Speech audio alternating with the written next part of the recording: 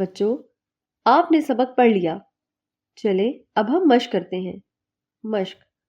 سوال نمبر 1، نظم کے مطابق درج ذیل سوالات کے جوابات لکھیے۔ الف، باغ میں کیسے منظر ہیں؟ باغ کے منظر بہت دلکش ہوتے ہیں۔ کلیاں ہنستے ہوئے کھل رہی ہوتی ہیں، ڈالیاں جھوم رہی ہوتی ہیں، چڑیاں چہچہا رہی ہوتی ہیں۔ غرض ہر منظر دلکش ہوتا ہے۔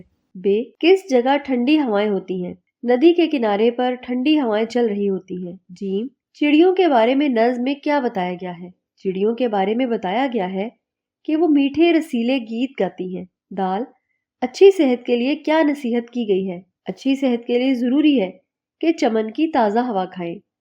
پیارے بچوں، اب ہم اگلا سوال کرتے ہیں۔ سوال نمبر 2، نظم کے مطابق درج ذیل میں سے درست جواب پر ٹک لگائیے۔ الف، شام ہوئی اب جائیں، نہر کو، سیر کو، شہر کو، گھر کو۔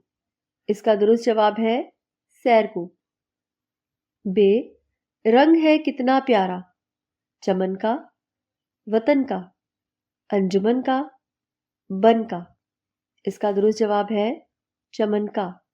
جیم، چھائے بادل، کالے کالے، پیلے پیلے، سفید سفید، سرمئی سرمئی۔ اس کا درست جواب ہے پیلے پیلے۔ دال، گائیں چڑیاں گیت، رسیلے، سریلے، نشیلے، انوکھے۔ اس کا درست جواب ہے رسیلے۔ ہے، اچھی گر ہم چاہیں، دولت، صحت، محبت، عظمت۔